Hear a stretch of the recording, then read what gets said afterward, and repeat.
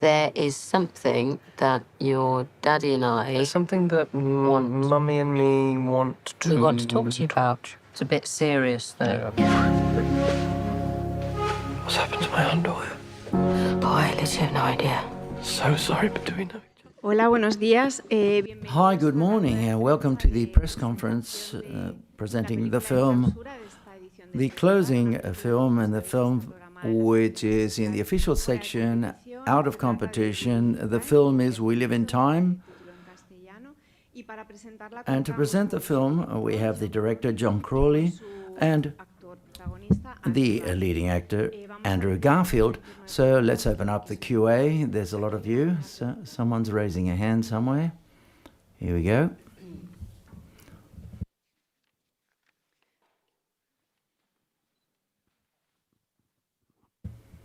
Hi, well, first of all, congratulations for the film to both of you. I have a question for Andrew. Yesterday, during the conversation that took place and where both of you and also Nick were talking about the film, a lovely conversation, by the way, you mentioned that you were through a process in which you want to step aside and just focus on yourself, but when receiving this script, it felt like part of that process, not just work. So I want to ask you, what has been the best lesson you have learned from Tobias, from your character, during this process? Thank you. Yeah. Gracias for the question. Can you guys hear me? Do I have to push this? No? Oh, no, now you can hear me. It says push, but push if you don't want to be heard, I suppose. So anyway, so I think... I'm just kidding. Thank you for the question. It's a great question, and I think maybe the main thing that I learned, which is a lesson that I think I've learned in my life over and over and over again, and I still haven't quite fully absorbed it, is that the cost of living a full life of meaning and joy and connection and love is very, very great. There has to be a huge cost. There has to be loss, there has to be suffering, there has to be courage, there has to be rejection, there has to be death, there has to be... It's the setup. We can only go as high as we can go deep. And I think I always forget that and have to remember over and over and over again. And Tobias in the film is someone who starts out thinking, believing in a certain cosmology that says, if you stay between the lines and if you do everything exactly right, then you will be rewarded. And he's rewarded with a shitty marriage and divorce. And it's only when he starts to step out of his comfort zone, his sense of safety, that he is in fact rewarded with all of the bountiful magic and awe and beauty that life has to offer. And of course what comes with that is the difficulty and the pain and the suffering. But again, you can't have one without, you can't exile the dark in order to get to the light. There's one way to the light, and it's through the dark, it's down through the dark. So I think that was a wonderful lesson to learn. Aquí hay una pregunta, el chico. Another question, the boy in yellow. Hi, congratulations for the film. The truth is, it's magnificent. I'd like to ask you, John, about the editing, because it's a film that we may have seen in the past, but the chronological disorder is quite special. It's like a puzzle, which means that the characters, we start to learn about them. We see their relationship in disorder. Andrew, great acting, great performance. How did you build, construct your character also on Florence's part, and how you did them both together, if you catch what I'm saying? Okay, Andrew. John? Well, it's ostensibly quite a simple story, which is, a guy meets a woman and they fall in love and they try and make a life and have a child, and then it comes to an end. And no spoilers, but it felt to me that the form which Nick had in his script, which was of 3 time frames, in lots of ways was the meaning, that and it also made it essentially cinematic for me, which I'll come on to in a second.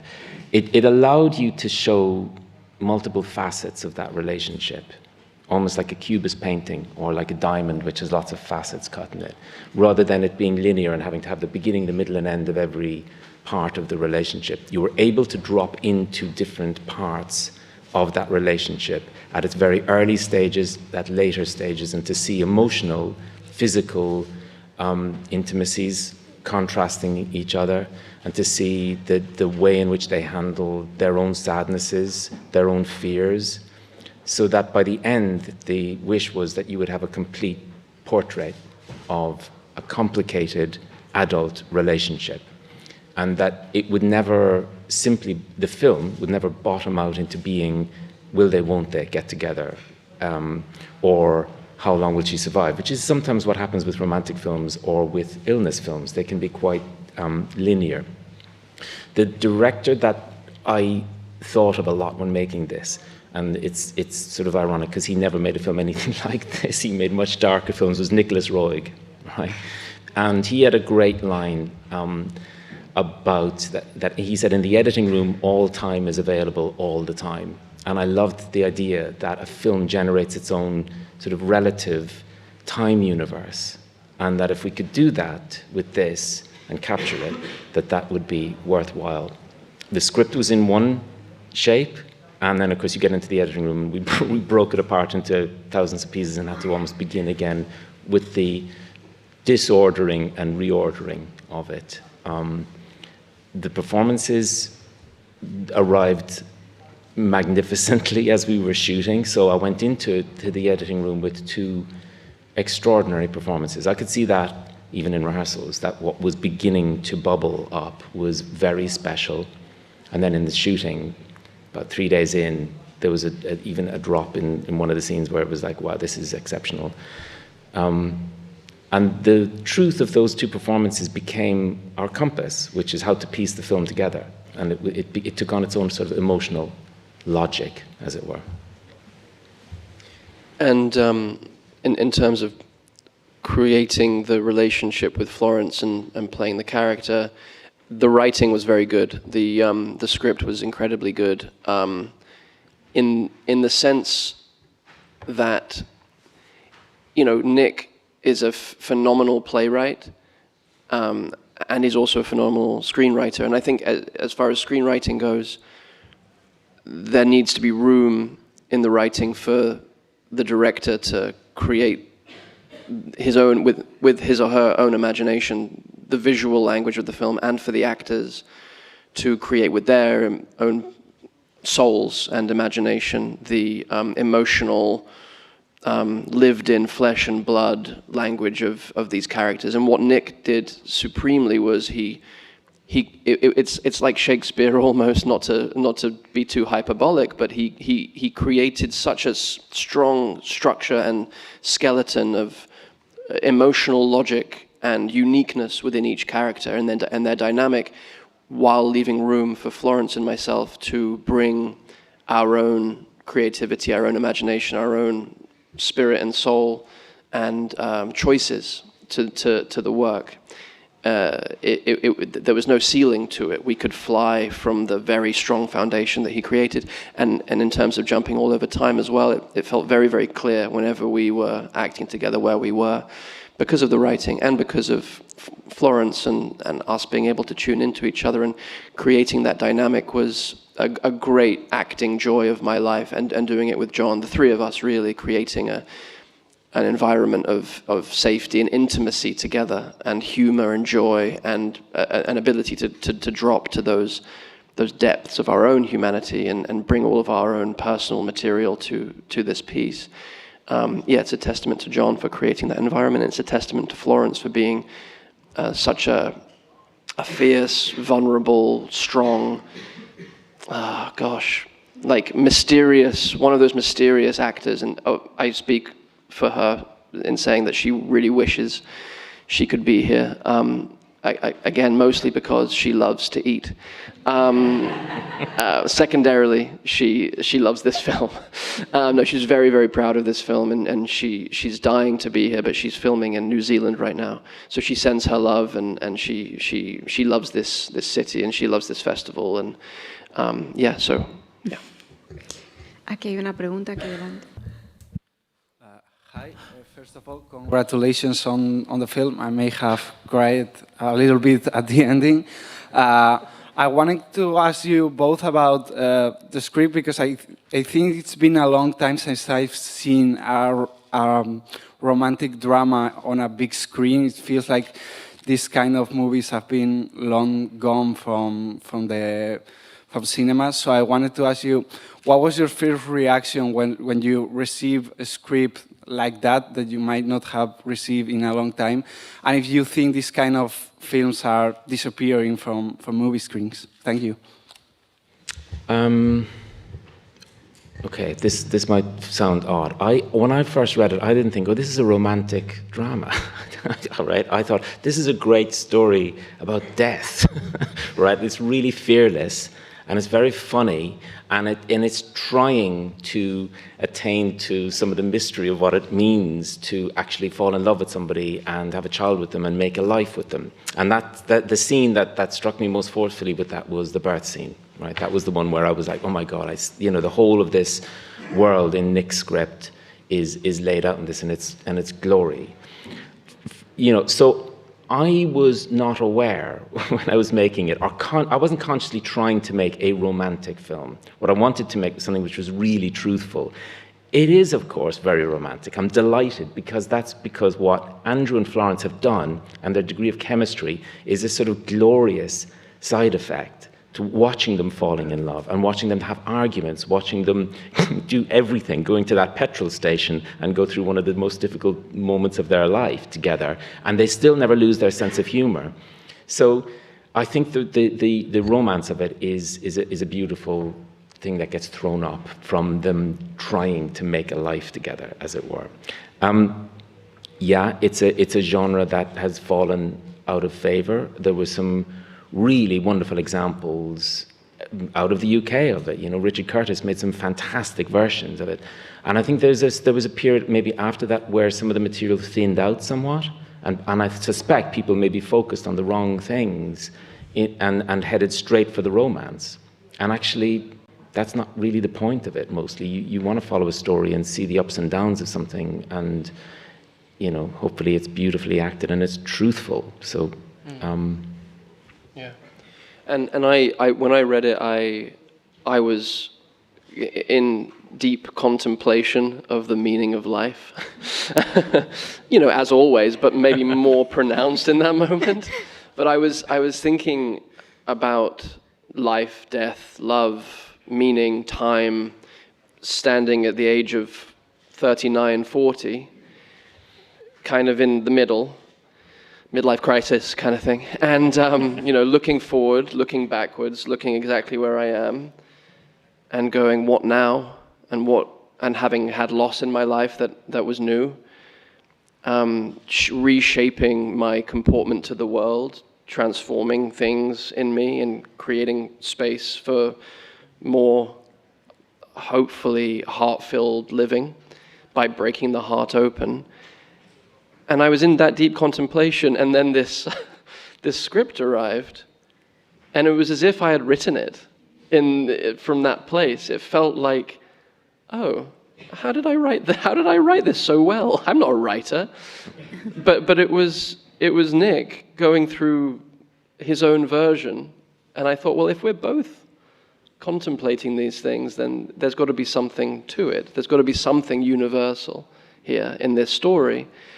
And it felt to me like having an opportunity to leave my living room, if I was a sculptor, and go into my sculpting studio with a bunch of great artists, including John, Florence, Nick, the crew, Stuart, our great DP, and creating something out of clay from the kind of emotional material that I was ruminating in anyway. And it felt just like a way of making something that could have been quite self-indulgent, very generous and generative and for everybody.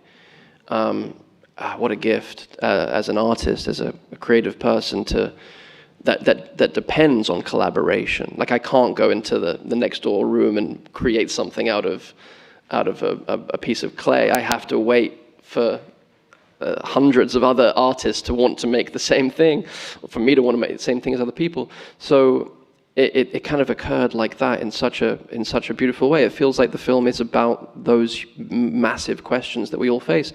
And when I saw the film with an audience for the first time in Toronto, and I was able to let the film wash over me in a new way because I was with an audience experiencing it for the first time, and I was struck in a couple of moments just by the simplicity of what this film's about, which just witnessing two people who aren't asking for a lot, like all of us, I think. We're not asking for a lot. We're just asking to be here for an opportunity to live and try to make the best of it. It's really quite simple. That's why it feels so kind of beautifully universal. And of course romance is involved because it's one of the great opportunities of living, is to experience that kind of intimacy and love, yeah.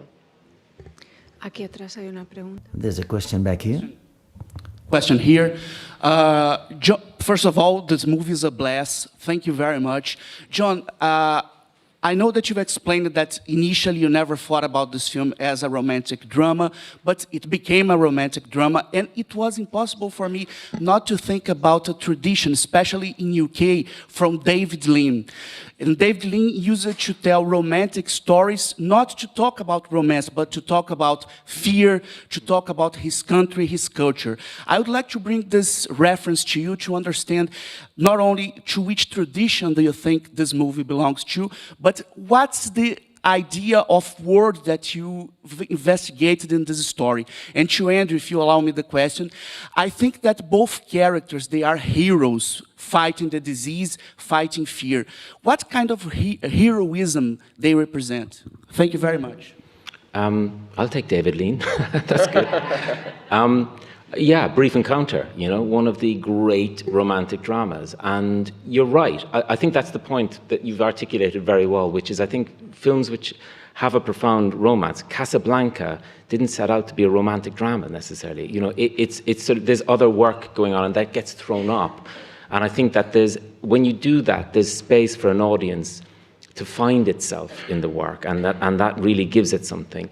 I mean, of course, you know, is it in the tradition of David Lean? Yeah, David Lean and Nicholas Roeg, and of course, David Lean fired Nicholas Roeg off Lawrence of Arabia, didn't he, for telling him to fuck off?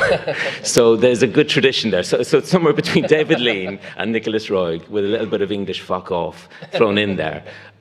It is in the tradition of that, and yeah, I don't mean to be perverse and say it's not romantic. Of course, it's romantic. I just was trying to make the point that, and this may be a bit of a sensitivity as I was setting out to make the film early on, which is that the only version of the film that I could see working was if it held on to all of its complexity, and that we didn't downplay some of the darkness in the film, that it had to have that sort of tension and polarity between the romance and the tenseness of the arguments and the darkness of the illness, and have all of those elements talking to each other, bound together with wonderful wit, which is what Nick had put in there. And if we got all of that, then it would work, because the gesture of the film is open-hearted. It wants to speak to its audience. It's not locking people out with the time structure or with the darker elements in it.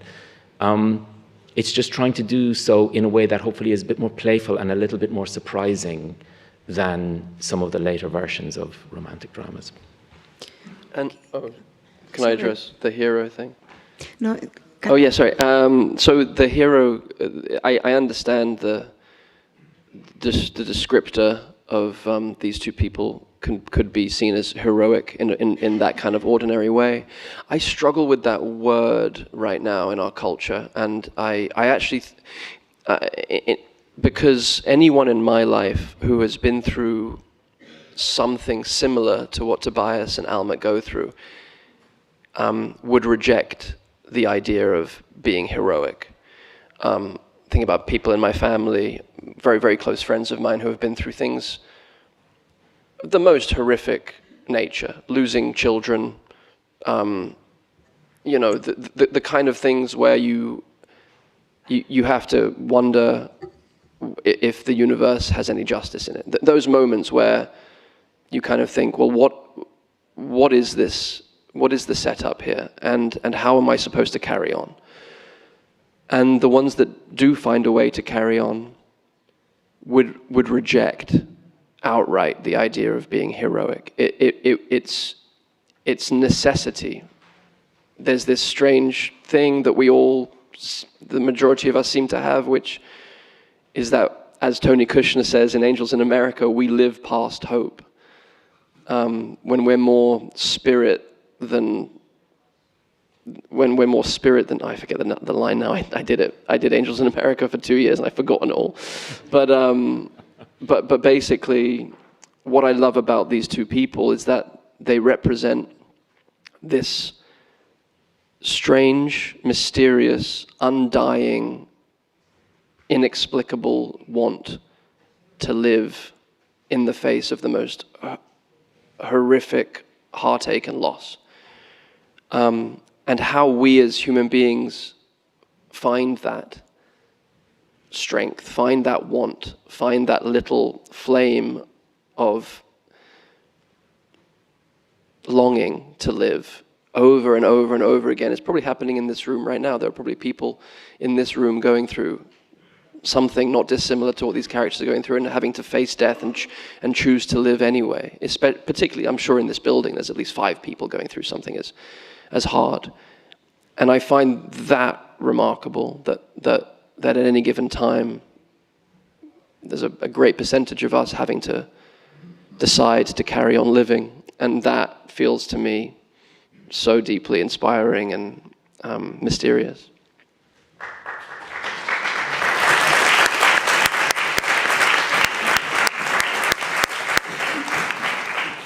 I guess there were a few of you who are experiencing that in the room. I guess I was right. More than a few. Yeah. Hola, buenos días. Hi, good morning. Hi, good morning. Andrew, due to the structure of the screenplay with the ups and downs and the vicissitudes that take place, I would like to know, it's quite curious, when you studied the script and the character and then rehearsing it, whether there were any specific scenes that you were looking forward to shoot it, that you couldn't find, you were just hanging out to do it, and that you enjoyed the most. Thank you very much. I hope you got all that, Andrew. Yeah, I did, thank you. I got it, thank you. The birth scene was, same as John, when I read that in the script, I had never seen anything like that in a script before, on screen before. I'm not aware of anything done like that cinematically before. It took words out of my mouth. I didn't know how to deal with it. And I knew that I wanted to do it. I knew I wanted to participate. It felt like an action sequence. It felt like the central action sequence of this, like the Indiana Jones action sequence of this film, including from leaving the house through till having given birth in the ambulance. It felt like the big, the traffic jam and losing Almut in the traffic jam. Having to, it all felt like Indiana Jones to me. And then, of course, a person who has never done anything remotely medical before, being given the responsibility of the 2 most precious lives in the world at that very moment, in the middle of a very dirty bathroom, as someone who's a clean freak. It's so much to play, and it's so much, and I was surprised by how it felt to me when we were shooting it, like it was so interesting, the shift that happens between giving birth and the delivery. Because I think the giving birth for Tobias in that moment feels very, very dangerous, like there's actually some big mammoth elephant monster inside my wife that I have to protect her from and protect myself from. That's how it started. And then once the birth happened, that big mammoth creature that's going to destroy us shrinks and becomes this little mythical, most magical thing that is suddenly in my care, that I have no idea if it's going to slip out of my hands or where. So I think there was, the acting of it was some of the most joyous, most fun, most connected, full of imagination acting I've ever had to do, and playful and sweet and funny and such high stakes. But it's so funny when the highest of stakes can become incredibly funny. And watching it with an audience in Toronto, it felt like, oh yeah, it's a really funny scene, thank God. Because at the time it felt like the most life or death scene you could possibly shoot. And yeah, so we did that over 2 days in a set that was created in a studio in London. And at the end of it, Florence and I didn't want to leave the toilet. We didn't want to leave because it felt like we had conjured so much, and we had a baby in there with us at the end of the second day. We had this 11-day-old baby that was brought in as an actor with us. And that, we thought we were going deep, and then the baby came in and we were like, oh my God. So we didn't want to leave after the final take was done. We just kind of held each other for 20 minutes in that room. It felt like we had created this strange, holy, spiritual cathedral out of this, petrol station toilet. Like something holy had happened there. And it was a very, very beautiful scene to shoot. Hay tiempo para una pregunta más. There's time for another question. Yes, I consider it's a magnificent brooch or end for the last film and for the end of the film festival. But death has been dealt with many films, Almodóvar, Costa Gavras. Death, not as such, but the way to that leads to death. In this film, what's drawn my attention, love story, the classic romantic, many, many years ago. And here, the cancer, what it does here is gives much more texture to the love relationship. And I thought it was very interesting. And also the editing, for example, to allow the spectators or the audience to fit the pieces together. Was the shoot linear or not? That is to say, did the actors, did they know what came before and after, or was it shot, I imagine? No, it was, I don't know, was the shoot linear vis-a-vis the editing, which brings about sort of like flashbacks? It takes the spectators backwards and forwards, and the spectators have to fit things together. And I would like to highlight what could be a melodrama, which makes a teary melodrama turns into a reflection of the tragedies of life and the complexities of life, but humor helps you to do this. And the characters, especially her, because she feels like she's a survivor and she wants to overcome things, is really captivating. And the chemistry between both actors is magnificent, which shows that direction was great, did a great job. Congratulations. I hope you got the question there, if there was. I think I got the question. Good. Thank you. I'm very happy you liked the film. It was not shot in a linear fashion. And of course, the actors knew everything. We rehearsed for 2 weeks, so the script was very tightly written. And every scene, what Nick, he started in the theatre, so his scenes are impeccable, so they have a beautiful shape to them.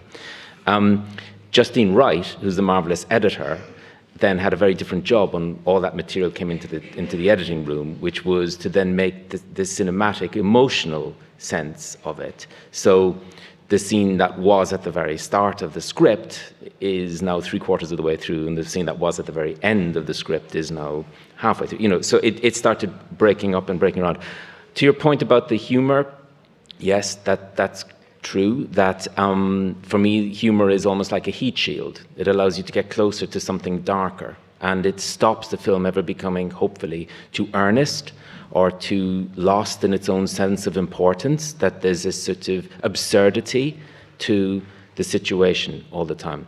But you know, in terms of just to go back, shooting order once more, no, we had to, well, for a start, there's the head shaving scene, right? So that had to happen in the middle of the shoot for obvious reasons. So she had hair before, no hair afterwards. So that began to determine everything. And then you begin to cluster scenes around.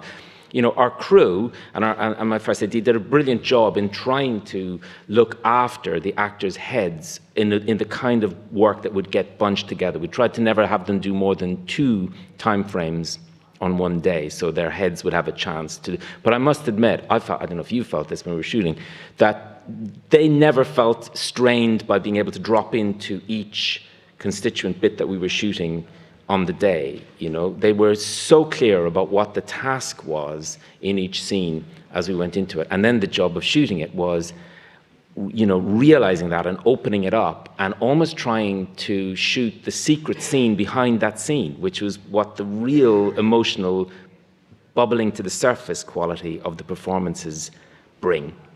And that was Andrew, Florence, Stuart Bentley, who was mentioned before, and the entire crew wanting that and holding those actors, because the film happens in their eye line.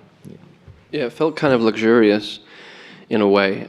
We shot for 8 weeks, which isn't a huge amount, but for a film like this, felt like quite a luxury. I think there were a couple of, you know, of the larger set piece scenes where we felt a little bit more under the gun, where there were more characters in the frame, or we were losing a location, or like there were a couple of moments where I felt as an actor, oh gosh, I just wanted one more. But to have that only 2 or 3 times in the course of an 8-week shoot is unheard of, because the rest of the time, because of the preparedness of John, the kind of the container that John set up for us to perform in, and because of Florence's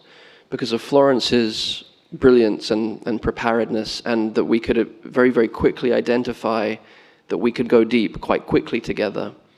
It meant that, as John said, from the first take onwards, we were really exploring what was happening underneath rather than finding the scene as we were shooting it. We were given a great head start because of her talent and of her, I don't know, how hard she works, how seriously she takes the work, and a kind of trust that we all found together. So it did feel quite luxurious, scene to scene. And how hard you work. Oh yeah, I was there too. Bueno, muchísimas gracias. Okay, thank you very much to John Crowley and Andrew Garfield for your work. Congratulations for the film, and thank you very much to all of you. It's a pleasure to accompany you all again. Thank you very much.